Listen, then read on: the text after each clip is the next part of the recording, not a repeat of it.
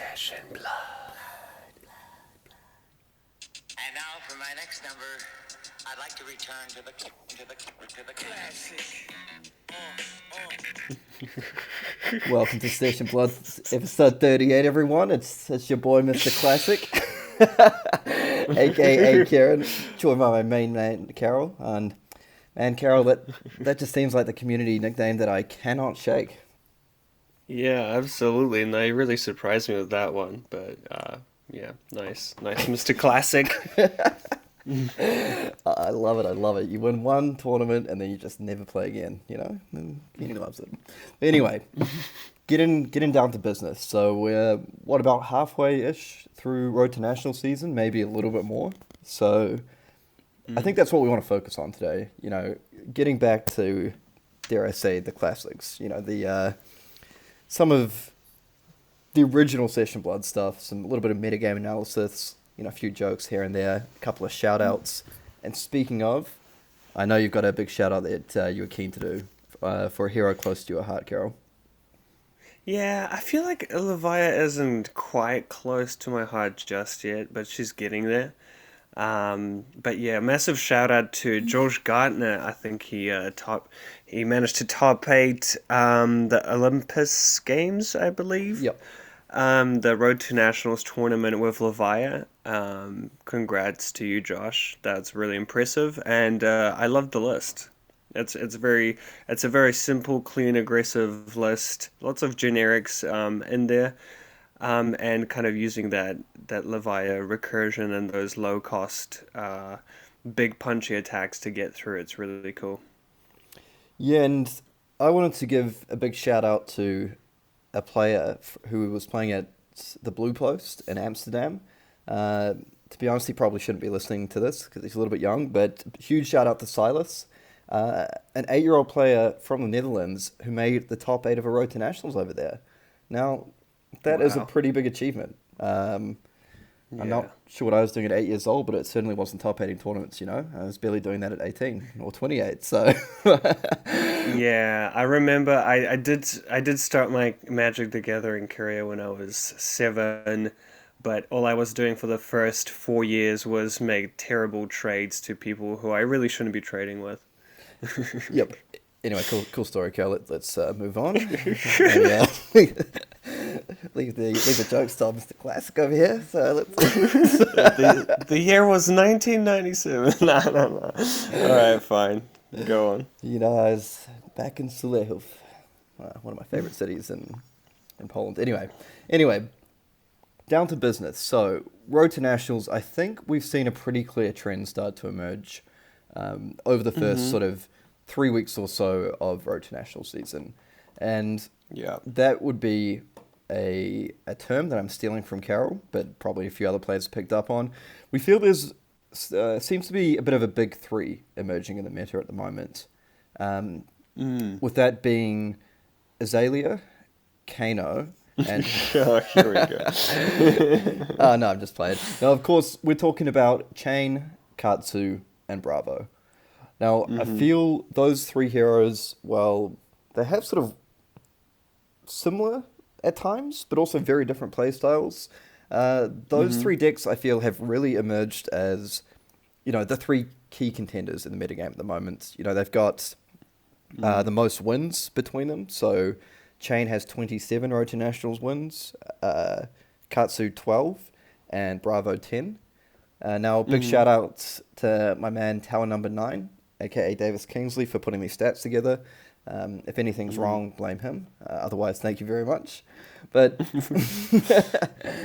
and interestingly, these heroes seem to have pretty good conversion rates as well. So Chane, by conversion rate, I mean turning top 8s into wins. So Chane sitting at about 18%, Bravo at 15%. So they've got the best 2, and then Katsu just underneath them, about 12%. Now, I guess, should we just address the elephant in the room to begin with? And that's Chane. Chane, it just seems to be sort of everywhere. The deck. Yeah. And I feel like the Chane's popularity kind of stems from by how forgiving the deck is. I feel like you can be a decent player and you can make a couple of mistakes here and there and still get away with a win, just because of the card advantage and the pressure you can just basically the onus is on your opponent not to screw up. I feel like that's why we're seeing so many chains top eight, and also so many chains end up taking out the tournaments as well. Yeah, and I feel it's a deck that's grown stronger as the season has progressed, and I feel Mm-hmm. there's a couple of reasons behind that. My first thought would be because it is a new hero, obviously. It came out in Monarch, Mm-hmm. so players haven't had sort of months or even years to refine their lists. So I feel like Mm-hmm. perhaps some of the earlier chain lists weren't quite as refined as they could have been. Um, and I feel like as players have sort of sat down and really studied those matchups and played more and more games, they've started to get it to a point where they're both more experienced on the deck and they have a stronger list. The Yeah. but I think the other big part of that as well is that initially there were these sort of slow, grindy control decks. I'm looking at you, Katsu Control, some builds of Bravo, and even everyone's Mm-hmm. favorite deck, Dash Control. It's a thriller. Mm-hmm. That I feel these were decks that chain players in the early going struggled to deal with a little bit. So it's one of those decks that, Mm-hmm. as a chain player, if you're just going about your business, doing chain things, just sort of burning off all your gas, like your Seeds of Agony, your Rift Binds and everything, these were decks that could really take advantage of that. They could use sort of very timely snags. They could just look to defend out all the damage in the early turns when Chain struggles to push through a little bit of damage. And then Mm-hmm. I feel like Chain players were finding themselves in a position where they were just not able to punch through the final few points of damage before they fatigued. Um, Yeah.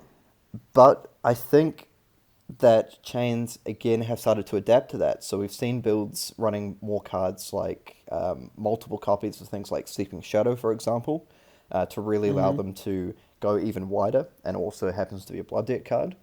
And we've also seen, just a bit of variance in the strategies as well. I saw Matt Rogers and Nick Butcher actually put up a deck tech list on Matt's Road to Nationals winning chain list, or their Road to Nationals winning chain Mm-hmm. list, should I say. And interesting to see that they're running sort of 74 cards, basically everything, all their cards plus equipment against the control matchups. Whereas I feel Mm-hmm. previously some players might have been doing that, but I feel there was definitely this thing that you still run your best 60 or your 60 to 65. Um, Mm-hmm. so yeah, I don't know. Does that sort of gel with what you're thinking? Like, do you feel the deck has gotten stronger as the season has gone on, or do you think it's just I don't know? It's just chain as good. The more people are playing it, the better it gets. I feel like Chain is just very adaptable. I think Chain started off when people were figuring out the deck, as you said, people were running this kind of very aggro lean list that focused on using all the cards from the Banner Zone as soon as you could, kind of thing. And what that kind of was losing to was these fatigue strategies when people would just kind of defend everything life gain and eventually you would deck out. But people have now adjusted to that. They started building these big riftbind turns, leaving cards in the blood debt. I mean the banner zone. And kind of stacking them up because if you're on the offense constantly, you don't really care about losing life from blood debt. And I feel like that's when really the big riftbind turns started happening, and that's where Snag became a very key card in the metagame. And right now we are seeing a lot of snags in these deck lists that are trying to fatigue chains. But as you said, Matt Rogers created a list with that 74 cards, the six flocks of the Featherwalkers, and it just basically gives you a Yeah, very strong and that's the thing about those chains that ran into the fatigue strategies. You didn't really have to basically put on pressure early. You could just wait for those soul shackles to stack up to then do big rift binds. But now this flock deck has really created a way for a chain to put pressure in those early turns 1 to 4. roughly when usually chains actually had quite weak turns because they didn't have that many banished cards. So it's a cool development in the metagame, and I think that people are already starting to think, hey, okay, Flock's defend for two. Um, Maybe it's time to go more aggressive again. Maybe it's time to try punish these chains by using these on hits. Like the Katsu is a great example of a deck that can do well against chain purely because of your on hits, purely because of the kind of the payoff that you get from getting those on hits and playing around defense reactions, which chain kind of lacks. So I think it's a really interesting spot where I think that this Flog deck is really good at beating the fatigue strategies. Now I'm going to be interested to see how people respond to that, and if anyone kind of finds ways to maybe even go back to where they were in terms of how they played around Chain, because um, Yeah, yeah, I mean, not having too many Blood Dead cards and having these really powerful burst generics like Enlightened Strike, like Flock, like Command and Conquer, those cards are great on the offense, but they don't really do much when they're banished. So I feel like, yeah, we might see just kind of like shift again to what we saw before. yeah, I mean that's the really interesting thing for me as well is that how Flock changes a little bit those aggro matchups. Because I know you were mentioning there that you feel the big downside is they defend for two, and also they don't. If they're banished, they do nothing. Obviously, so if you're kind of making your Soul Shackle turns a bit less inconsistent as a trade off worth it.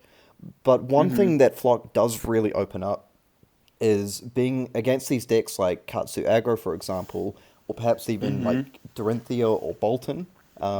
These decks that can put on a lot of pressure early game if they need to, with either pretty strong on hit effects or very good go wide turns. I Mm-hmm. feel that Flock, and we saw it in the final of Matt Rogers' Road to National against an Aggro Dash player. Combined with things like Snapdragon Scalers, it can set up these just extremely powerful burst early turns that the deck was Yeah. lacking beforehand. I feel perhaps previously the deck in those early turns was a little bit vulnerable because you were quite reliant, I feel, on cards like Art of War and perhaps Plunder Run and Arsenal to set up these Yeah. turns to put pressure on early. But with things like Flock of the Featherwalkers, a pretty sort of standard or great move with it in the early game. You can do this as early as turn one or two. You throw down the Flock of the Featherwalkers, revealing a card from hand, and if you have an Enlightened Strike, this turn gets even better. And your opponent sort of thinks, okay, well, they've got two cards in hand, or whatever, like a card in Arsenal, but they've used up all their action points. Surely they're not using Snapdragon. There's no way. There's no way. It's turn one, it's turn Mm-hmm. two, and then Mm-hmm. bam, the Snapdragon Scalers comes down.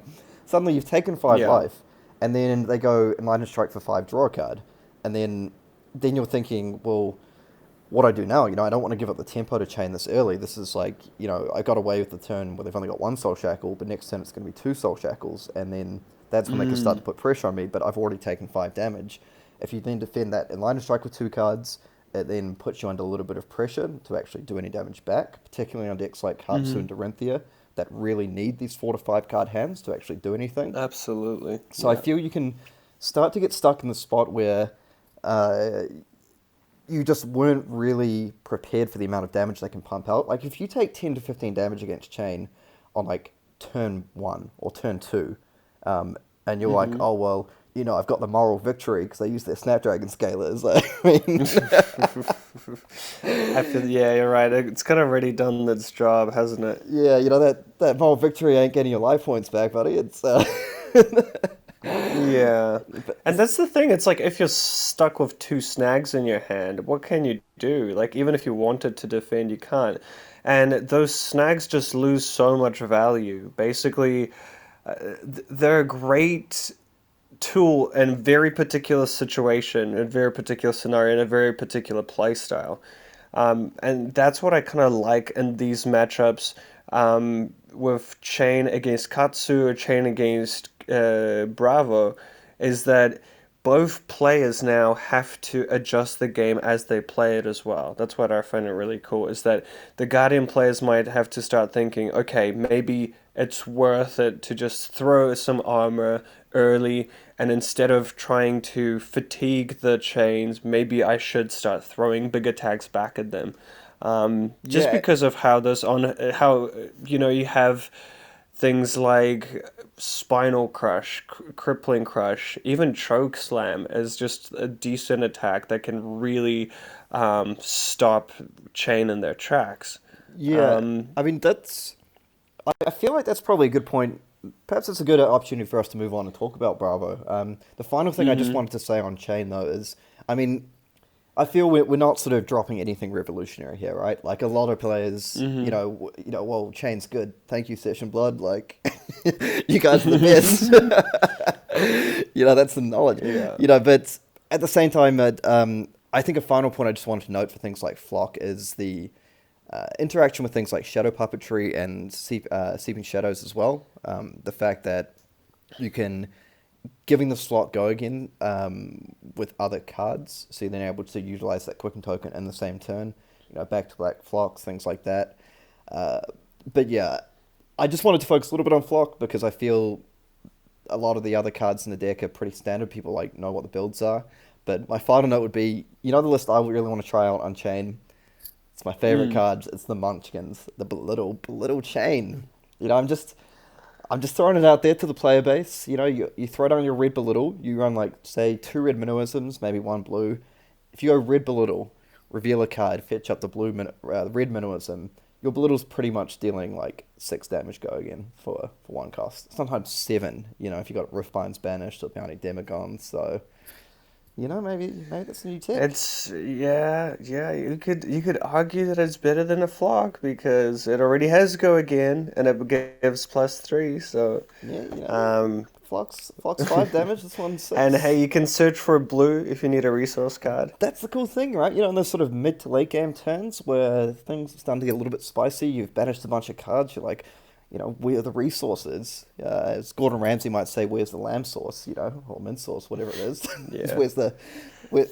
Anyway, I'm getting sidetracked. And But and and this comes from a place of very extensive testing, doesn't it, Kieran? I mean, I played like 1 game on it and I won. Like, so you could say it has a guaranteed 100% win rate. It's got the Yeah. Session Blood seal of approval. But anyway, sorry, Bravo. We're going to move on to Bravo. I just Mm-hmm. wanted to, get that chain stuff out of my system. I think we can just say, basically, it's a great deck. It builds up really solid card advantage. You can play it in multiple ways. As Carol mentioned, you can adjust your strategy over the course of the game as need be. You can go for more for that sort of solid go wide over and over again, or you can go for the more build up this huge combo turn to blow them out.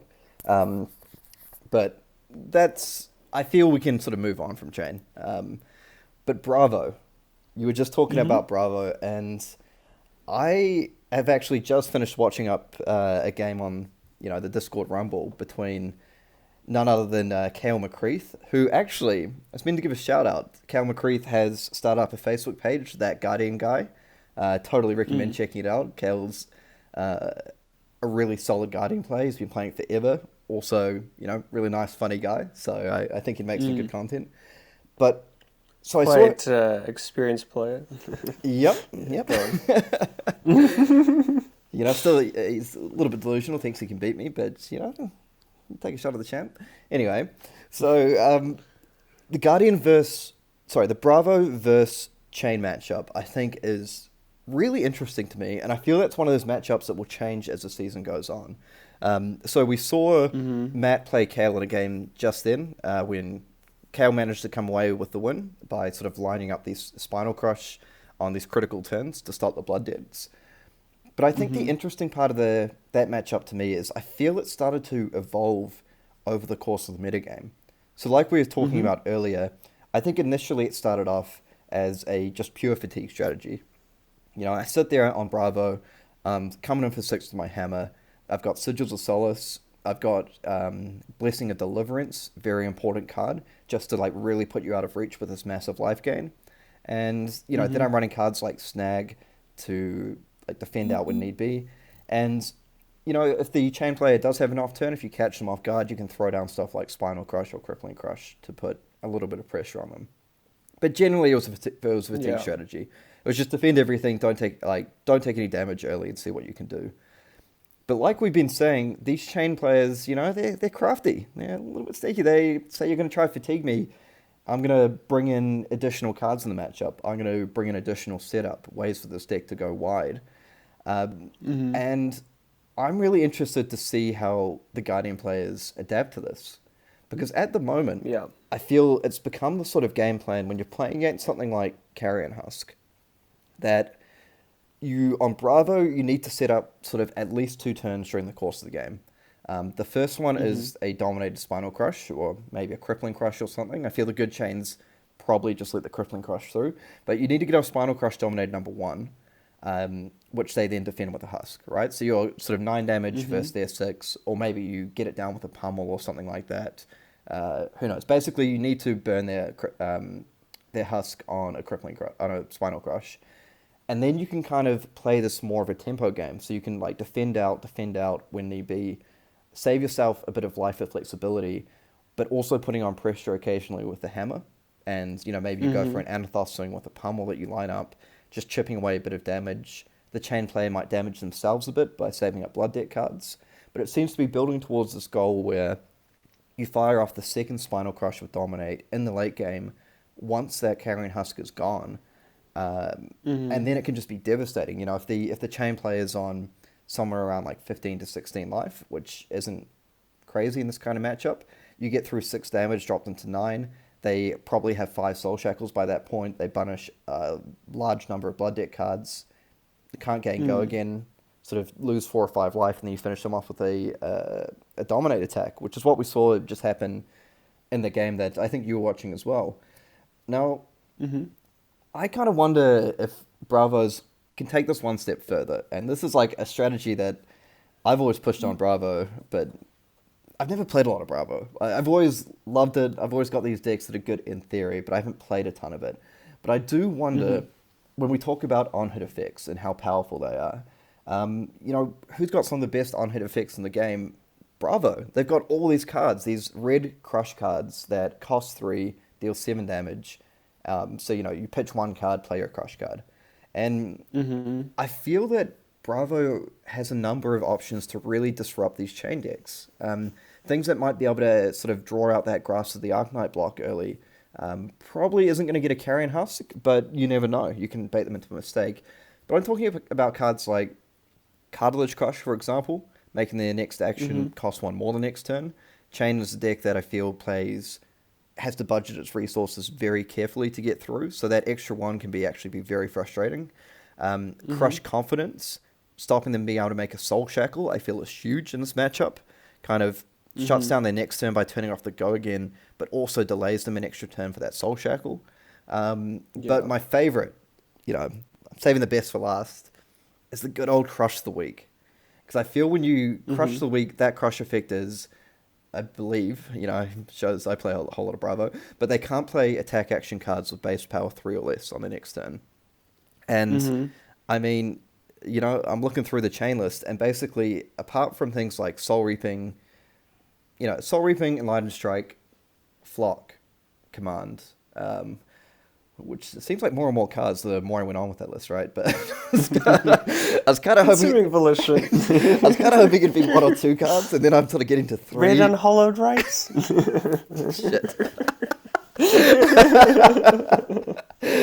No, but I mean, like, it is very significant. It stops Riftbinds, it stops Shadows of Ursa, and it stops Bounding Demigons, which is pretty huge. Yeah, you know, when I say it, like, I feel the Crush of the Week, you know, I was joking a bit there, like, Carol's totally right. There are a lot of cards that get around it. You know, feels probably a little bit bad when, you throw down the Crush of the Week, it connects, you're celebrating, then they, like, make a Soul Shackle, Unhallowed Rights, Flock of the Feather Walkers, and you're like, ooh, that didn't do that much. But at the same time, I feel in the mid to late game, in all seriousness, it can really shut down these, like, huge combo turns that Chane can pull off.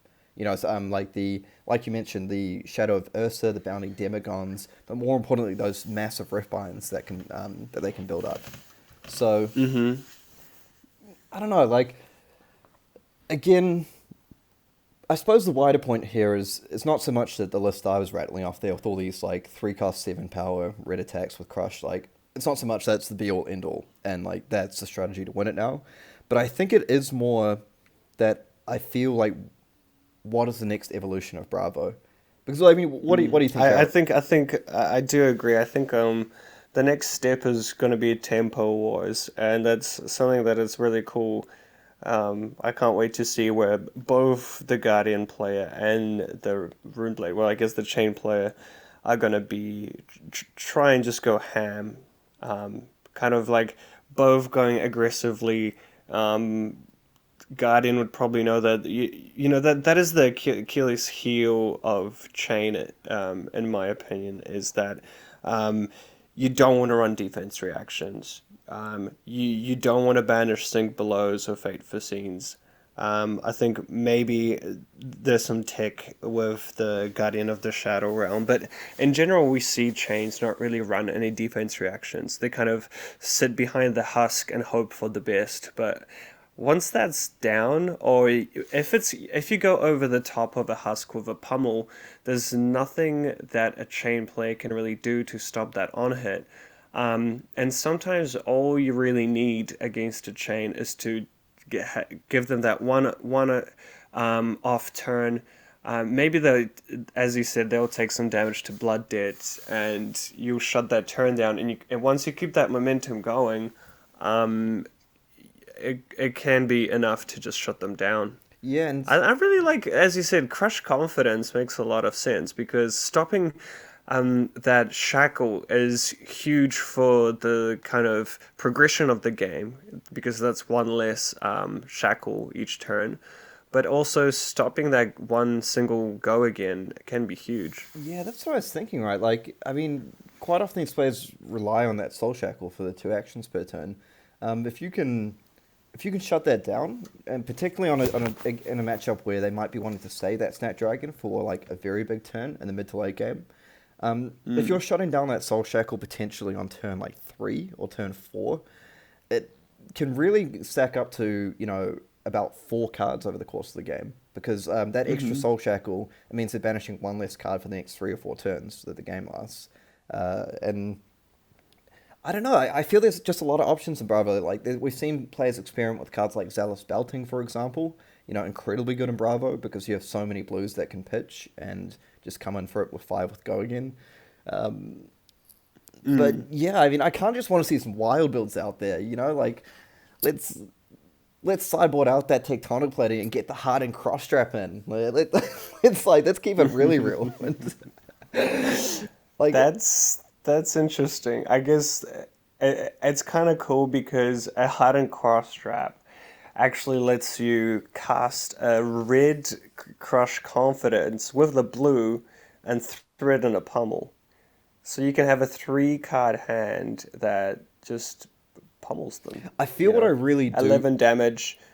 They discard a card and it shuts down their Soul Shackle. It's pretty big. Yeah, I mean, I do wonder, even cards like Goliath Gauntlet over Crater Fist, I mean, I feel like, if Kale's listening to this, he's sitting here shaking his head going like, what is this idiot talking about? but there's certain things like that where I just feel it's, the Goliath Gauntlet, the problem is these breakpoints, right? Because Goliath Gauntlet on Spinal with Dominate, it comes in for 11, and that's still like a husk plus grass block. It's still not quite enough to get there. But I feel like another potential card that I'd really like to see Bravo players give a go, if we're throwing it way back old school, is even like 2 lunging press, or like 1 to 2. Now, the thing is, before I get into like the benefits of this card, how great it is, there are very clear downsides. It defends for 2 in like a matchup where it's critical that you need to defend fully a lot of the time. And also, it is a 0-cost card, so it does not work for Anathos, and it does not work for Blessing of Deliverance.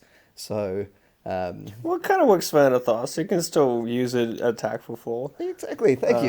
You look on the positive side here. I feel Yeah, I like, see what you're trying to say. You're basically trying to say play aggro guardian. yeah, exactly. Um, I kind of wish I just like, given no disclaimers, just be like, just play because I don't want to put people off it. But the great thing about lunging press is it really gets over these breakpoints like so well. I feel against Chane, for example, the classic. If you go Spinal Crush, Dominate, whatever, and they throw their, it's very common for them to throw a Huskin, because you have no resources up. You've got one card in hand, or you've got one card in arsenal, and why wouldn't you block for 6? And then a lunging press there is just like devastating, can just like completely blow them out. Similar thing for, Crippling Crush as well. Common blocks for people might want to defend for 8. Another one, if you're running things like this Crush Confidence or Cartilage Crush, Chane has a lot of cards that defend for 2. I mean, and if a card's coming for 7 and it crushes 4, then why wouldn't I defend with like a Flock of the Featherwalkers in my grasp? I'm defending 4, bam, lunging press, coming in for 8. No more Soul Shackle next turn. So I love it. I love it. I love it. So it's not particularly revolutionary. I feel lunging press has been kind of on and off since way back in the Welcome to Wraith only days. But I don't know. I suppose what I'm trying to say is that for the Bravo players out there, who might sort of be feeling that the fatigue strategies just aren't working anymore and the chain decks are running you over, I just kind of want to encourage people to experiment a bit. I feel Bravo is one of these decks that can be a little bit prone at times to just staying with the same builds. There might be a reason for that because they work, but but you know what? I just want to say be brave with it, be bold. You ain't playing for that top 8. You're playing for first place. Maybe that's something we can do. Some Chain versus Bravo games. You can showcase your aggro Bravo, some good old fashioned gameplay video content for everyone. That sounds good. Maybe if you have like a spare 3 or 4 hours, because it might take me a bit to get that win, and then we'll put that one up. Okay, I guess it's locked down. That's fine. Okay, yeah, but anyway, Bravo. But moving on, and I kind of fear that I'm saving my favorite, the best, for last. But maybe we've lost like half the listeners at this point, and no one cares anymore. but Katsu, and where did it all go wrong? I mean, so that's the thing. You're playing this aggro Guardian, you're playing this aggro Bravo, and you run into Katsu control. You're gonna have and you look at your hardened cross wrap with a tear in your eye. You look at your hardened cross strap. You're like they attack with the Command and Conquer, and you're like, oh no, I've got like a blue Crush Confidence and a lunging press. A lunging press. But Katsu, if we come back around to Katsu, one of my favorite heroes of all time, like one of the first heroes I played, and I'm becoming a little bit frustrated. I'm becoming a bit annoyed. And this is kind of this might Tell me your truth, Kieran. I'm just going to speak my truth here, and this is probably a little bit of the classic meme, old man yells at clouds, me who doesn't really play that much anymore, and all these players out there in the meta are actually playing games, and I'm sitting here going, it's all wrong. Yeah. But a couple of things, like, I feel, first of all, we have to acknowledge that things like Katsu Control and Katsu Mid-Range, Katsu mid-range, I feel almost... I'm a bit of a hater. I feel it's a little bit of a misnomer. I feel it's very close to control. I mean, yeah, you do have the Surging Strikes and League Taps in, but I feel ultimately it's a very control-heavy list with the amount of defense reactions it runs. But anyway, no big deal. But I feel we have to acknowledge those decks have been played to great success. Particularly, early on in the meta, these control and mid-range decks, we can maybe lump them a little bit into those fatigue strategies that we talked about earlier. They were very good at dealing with Chane. You combine the power of Flick Flag to shut down go wide turns with Snag, which goes really well in the deck. You can pitch it to Kadachi's.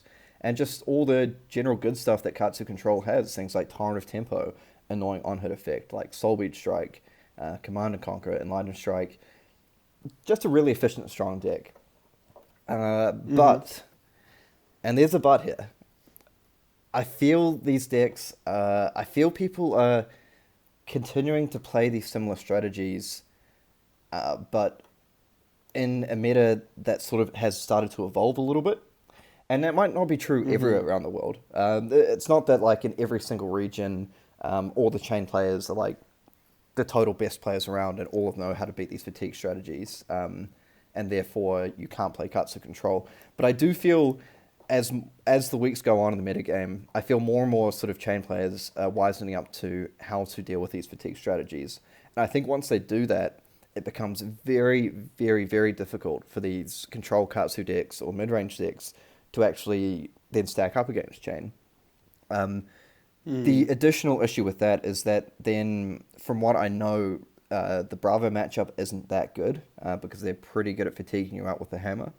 And, you know, you might run into a few dash control decks here and there, which honestly have kind of the same weaknesses as the other fatigue decks, but it just so happens to be a very bad matchup for Katsu control. The other ones, I mean, the other decks in the meta, I'm not so sure. But if we're looking at the best ones, I feel if you're playing something like Katsu control or mid-range into a meta game where some of the best decks are Chane and Bravo, which are meant to be particularly bad matchups, then you're going to run into some issues. I feel it's kind of, you might start sort of be banging your head against a wall a little bit. And I don't know, but I feel on top of that, if I move on to the other side of aggro, Katsu, you know, my favorite, the Katsu aggro decks, is the one thing is I understand why people like playing Katsu control mid range because it's quite methodical deck. It's great at grinding people out. It's very consistent. But like I say, I feel it has these weaknesses that it can run into against some of the best decks in the meta. But at the same time, the existence of these Katsu control decks makes it very difficult for decks like Katsu aggro to actually power through fields at times because personally, I feel the Katsu aggro versus the mid-range list isn't as bad a matchup as it might seem on paper. If they're running things like lead tap and surging strike, I think it opens up windows for you to actually potentially win that. But I do think aggro against the pure control list is just like very, very, very tough. They just have so many, like the bane of Katsu's existence is defense reactions, and they've just got bundles of them. You know, they've got Sink Below, Fateful Scene, Red Flick Flag, and on top of that, they've got Yellow and Blue Flick Flag, which are just super annoying at shutting down your big turns. They've got so many of them that they can just burn them off on your second Kadachi swing, for example, or your second attack and just say, that's it for the rest of your turn. But I digress. I feel my big issue with some of the Aggro Katsu lists out there, or Aggro Katsu in the meta generally, is that there's this like huge divergence in lists that we don't see as much, I feel, in some of the other big meta heroes.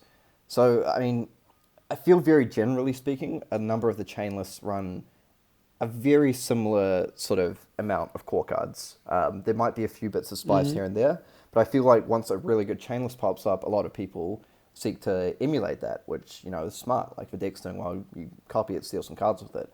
I think Bravo is probably along a bit of a similar line. Like, certain Bravo lists pop up out there. There might be a few different cards here and there, but they're generally running, like, all the best copies of all their good cards. Now, if you're Aggro Katsu, I feel there's, you know, I don't want to be a hater, because I feel there's some, like, great Aggro Katsu players out there. There is, I want to give a shout out to Steelfur, who actually won 2 Road to National events in the UK, and came second in another one, playing an aggressive Katsu list. I think he's got the belittles and the hard and cross strap and stuff in there. Shout out to you, Steelfur. He's done a deck tech on YouTube. Check it out. But I feel oftentimes I am scrolling through a few deck lists that may have made like the top 8 but just missed top 4, or, you know, maybe made the top 4 but didn't quite win, or just deck lists that people are throwing around. And I feel there's just certain cards or certain errors that maybe I'm wrong, but I just feel people are giving up small win percentages all the time by not including core cards in the list. So I see a lot of lists running things like 2 red Plunder Run, for example, or 2 red Torrent of Tempo, or maybe, you know, they're not running enough Surging Strikes, or things like they're running 2 Art of Wars. And I just feel like these are cards like Art of War. Yeah, maybe you can run two, but things like Plunder Run, things like Torrent of Tempo, even things like running your full amount of blues. You know, you run your blue Whirlwind Gust Waves, you run your blue Rising Nethros to give you these additional chances at combo lines. But I feel if you're not running the full copies of your best cards, and I'm not saying don't innovate. Like, I love innovation. If people want to play like crazy Aggro Katsu lists that are completely different than stuff I play or other people play, that's great. But I think at certain times you have to look at the metagame and be like, what's really good at the moment? Chane is. What is good against Chane? Powerful on-hit effects. What are some of the best on-hit effects in my deck? Plunder Run and Torrent of Tempo. Like, Chane doesn't like defending these cards. If you're not running max copies of those, I just feel over the course of a tournament it's going to start to get very difficult for you. I think there's other sort of minor things that are maybe a bit more arguable, that aren't sort of set in stone. Maybe these are just more personal preferences of mine. But I think when running belittle lists as well, you need to basically make sure that you have enough targets to hit, that you can consistently use that belittle to fetch off minnowism, because if you can't, it's not very good. And that's where a card like Red Hijab, which I think has been cut from a lot of lists, I have a sort of slight issue with, because I think Red Hijab is one of the best cards to reveal to belittle. You know, it's things like Rising Nethros, Red Gustwave are great as well. Basically, any card you reveal to belittle is generally okay, because if it hits, you can discard a card and trigger Katsu. But Hijab's a great one because it's a zero-cost attack with Go Again, and it comes in for 3. Also, I feel cards like Scar for a Scar, for example, and Snatch. Again, I think a lot of lists aren't running Scar for a Scar, but I think a zero-cost card, what is very often a zero-cost 4 damage Go Again card, is just incredibly good in Ninja. I feel it's like probably, in the current meta, Scar for a Scar is by far at its best in Ninja. It's something you can discard to Katsu. If it doesn't have Go Again, you can throw it down at the end of a combat chain, just to deal 4 damage. It's fine. You can arsenal it on turn 1 or turn 2, knowing that the chain player is going to deal a lot of damage to you. These games are very swingy. Often you'll deal a lot of damage, take all the damage from them, so Scar for a Scar is very often active. And cards like Snatch, which previously I decided to slide out a third Snatch because I'm thinking I don't want that many cards that don't have Go Again. But the more I play it, the more I think that card is just like very, very, very good. The reason for that is I think it's one of the few matchups where your Snapdragon Scalers, if you have a good opportunity to crack it, even if it's turn 1. By turn 1, I don't mean turn 0. If you're going first and you're starting the game, I kind of would define that as turn 0, not turn 1. But on your first actual turn, if you go something like Kadachi Snatch and the chain player thinks like, you know, they're not going to crack Snapdragon, just do it. Just do it. Draw your 2 cards and just go nuts, because you might not get another great opportunity during the game. Some of these things are a bit personal preference based, and I understand that. I understand that your personal play style can come into it a lot of the time. You know, I've seen people out there running Command and Conquer. I don't personally love Command and Conquer, but the more I think about it, you know, that's one of those cards that maybe I'm wrong. You know, I've been talking about powerful on-hit effects for the past 40 minutes, but I'm not running one of the best on-hit effects in the format. So maybe that's something... Maybe a lunging press in your Katsu? Yeah, I've heard people talk about lunging press as well. And again, I feel if you're playing belittle Katsu, blue spots can be a little bit tight sometimes, because you're wanting stuff like Gust Wave, Rising Knee, Lord of Wind, probably 2 Minnowisms, and then some amount of Fine Center and Crane Dance as well, against Chane. On top of that, I quite like Blue Plunder Run as that sort of non-combo blue spot. But in fact, someone asked me this on Discord today, and I was saying the great thing about Lunging Press is, again, that's one of those cards, I could be totally wrong, and it could be great. If you were testing it, if I was going to a tournament tomorrow and I wanted to run it, I'd probably run 1. Because as soon as you pitch, play, defend with it, discard the Katsu, as soon as they see that Lunging Press, then they know you're playing Lunging Press. And like, you know, they don't know you're playing... games begin. Yeah, like, they don't know you're playing 1. Like, maybe you're playing 3. Like, and, you know, you can talk it up. Yeah, like, you know, whenever they defend and they're defending for sort of exacties, the exact amount of damage, you know, you kind of take a little peek at that arsenal and be like, you know, it's it's probably Red Rising Nethros, but who knows? Maybe it could be Lunging Press. But yeah, and as I just wanted to say for the Aggro Katsu, you know, this is completely a different direction, but I kind of like the idea of the fine center line. And I feel like it's just one of those things that is just so strong against Chane. It's kind of like having a Zen state is actually quite easy to achieve against a Chane. And if I was to build a Katsu, I'd probably build it completely different, going for the kind of Zen state, trying to create that Zen state quite aggressively. Yeah. But yeah, Well, I think I that's. love yeah.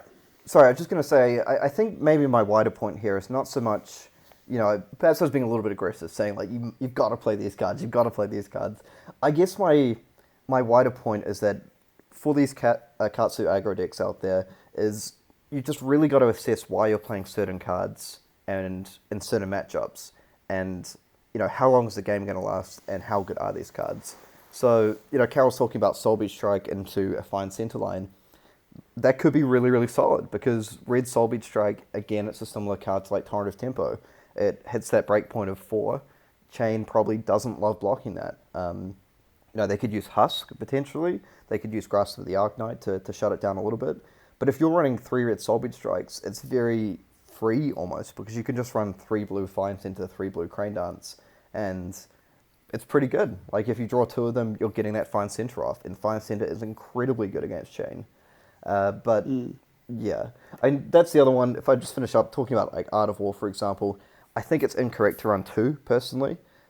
Games against Chane usually, I understand it's weaker without Tunic, but games against Chane usually last for like 4 turns, maybe 5 turns. I just think particularly on the absolutely critical turns, which are generally turn 3 and 4, it can sometimes be earlier than that for sure, but I find those ones, my experience, are the critical turns. If you blank on those turns, it just becomes like so hard to win the game. And like I think Art of War performs such an amazing role at filtering your hand. Particularly if you have multiple blue attack actions in hand, pitching one to Art of War, banishing the other one to draw the gas and get the game going is really, really strong. So I do feel that things like that, again, like if you look at it and say like that's not my game plan, that's not how I play that matchup, that's fine. But I just really encourage people to strongly sit down and say like, how do I beat Chane? Like, what is my strategy for beating Chane? Is it this? If it is this, why am I not playing these cards? Like, am I perhaps dedicating too many cards to other matchups? That kind of thing. But yeah, and similar thing like Hardened Cross-Strap versus Tunic. Not everyone's running Cross-Strap. That's kind of a personal preference again, but I do feel if you sit down and look at the math on that, a game that lasts 4 turns, Hardened Cross-Strap's almost guaranteed to get you a free Surging Strike at some point, whereas Fine Dust Spring Tunic is gonna give you 1 resource probably over the course of the game and defend for 1, whereas Hardened Cross-Strap is gonna give you 2 resources. So, two's bigger than 1. Can't explain that. Yeah, absolutely. And just to kind of summarize Katsu as well, I feel like Katsu is a hero that has a great advantage going into any matchup, is that your opponent just doesn't know whether you're going to play aggro or control. Unless people have been like scouting and stuff, or them, chances are that it can create that initial kind of question mark for your opponent, which I think is a really big deal for Katsu because of how differently the control to aggro play. Yeah, actually thinking on that, I'm just wondering, if, a little bit of gamesmanship, if you sacrifice a spot in your list as aggro to put like Breeze Rider boots in, and then your start a game procedure, you kind of accidentally flip over the Breeze Rider boots. Oh, oops, you take back the equipment. Imagine that. You go to an armory and just get disqualified for doing something. Oh, I just dropped my Breeze Rider boots. Excuse me, opponent, could you pass those? Oh, sorry, no, I can't reveal my equipment before the game starts, haha, and then bam, they slam down that Hardened Cross-Strap. Yeah, oh no, I've got the 74 card. But the thing is, Cal's right? Because we're just talking about how Chane runs like 74 cards sometimes against control matchups, and if they put you on Katsu control, and they've got like, all the stuff in there, and you're like, all right, I'm running my clean 60 card list, then maybe you can help out, because people sideboard very differently against these two, and unless you have prior knowledge, you're just sort of guessing. And I would actually argue that more people are playing maybe control and mid range at the moment than aggro. So another little sort of benefit there for the aggro players. Yeah, and talking about Chane going against Katsu, sometimes if you're playing against control, you don't want to husk because you most of the time you're not even defending. So I feel like a lot of the time if you go for an Aether Weave chest, you kind of it gives you a boost against control, but then if you make the wrong call and end up versing that aggro Katsu, it can be a massive setback. Yeah, because I'll tell you what, that Aether Weave, that's not blocking him against his release. I'll tell you that for free. Yeah.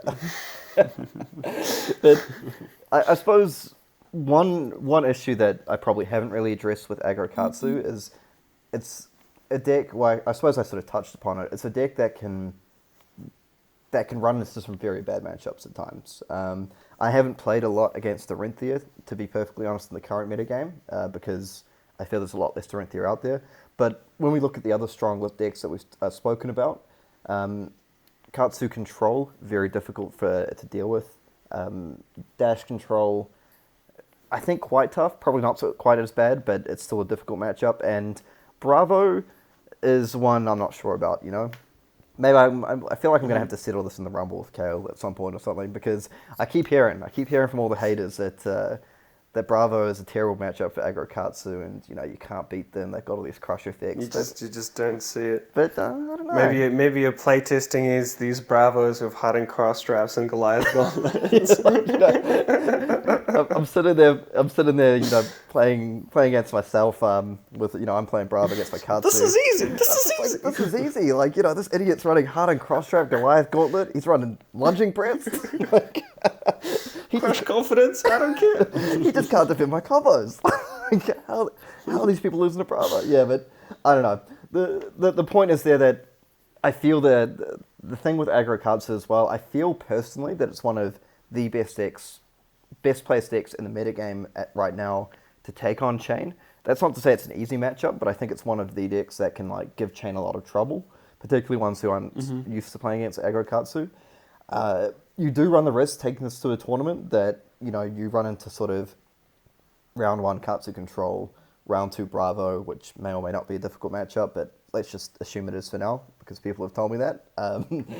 But, you run into these sort of, you're like, all right, I've got all this anti-chain tech, Kieran from Session Blood, he spread the word, now I get it.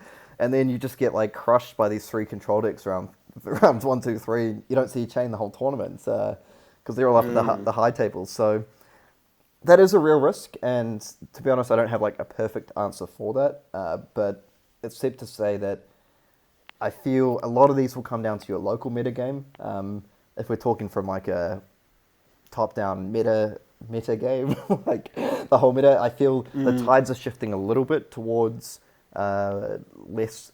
I would say maybe less of these control Katsu, mid-range Katsu, dash control style lists, and more towards decks that can race against Chane. And maybe people start to cut a few defense reactions here and there because, they just need to tempo a race Chane, and that's when I feel Katsu can really shine. Absolutely. The final thing I wanted to say about the matchup, the Katsu Chane matchup, is that I feel it's mischaracterized a little bit sometimes as just an absolute pure 100% race. You never block, they never block, apart from Husk, and that's it. Whoever draws the best wins, and that's all there is to it. I feel like that's a misconception. I feel a lot of the time that's probably pretty close to the truth. These games just go down, both players race, and there might be the occasional strategic defense with a Kieran Husk, or maybe 1 or 2 cards here and there to try shut down a combo, maybe from the Katsu side. But I would say as Katsu, don't be afraid to shift your game plan, particularly if you're ahead on life. If you're falling behind and you start to defend, then I feel it can start to snowball and you just get absolutely steamrolled. But if you manage to push through a decent amount of damage against Chane, which can happen because they don't always like to defend, particularly when they've got a good hand. If you can push through and maybe build up a 10-ish life lead, maybe a little bit more, I would encourage you to approach that matchup thinking, I'm 10 life ahead at this point. do I really want to take 15 to 16 damage for me to go like Kadachi, Surging Strike that gets defended by Husk, and then, we're back at the same spot except I'm down in life. Uh, I think, I've played games where on turns 2 and turn 3, I've had a huge turn 1, got a built up a life lead. Turn 2 and turn 3, I've sort of defended with 3 or 4 cards from hand. Just because I'm looking at it and saying, what I'm doing here is I'm buying flexibility for a really, really good hand.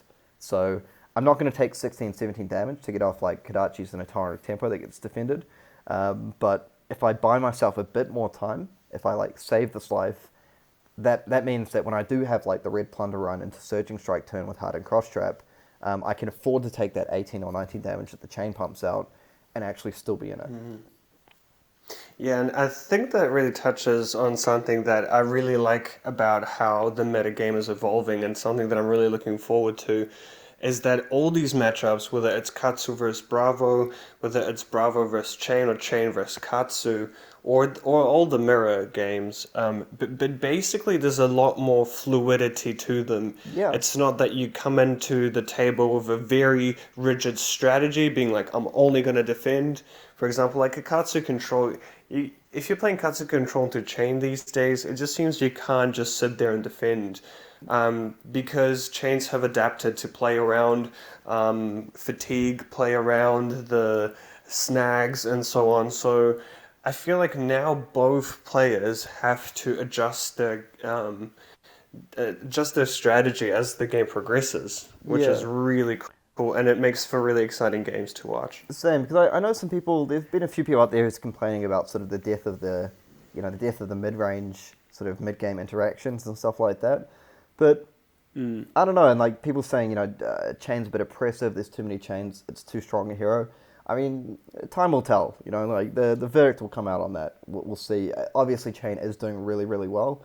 But people talking about like Chain, it's all about high rolling, as in like you just need a banisher of good cards. I mean, my response to that would be, well, I think we still do. I think we still see good players ultimately doing really well in these chain decks. Like it's not just your friend who's played 2 games of Fab in their life and they turn up and they win a tournament on chain. Sure, that might happen once, but where we see players like Matt Rogers win a Road to Nationals on chain. I would hazard to say that he didn't just get lucky like 9 games in a row or something, and he won at the chain casino.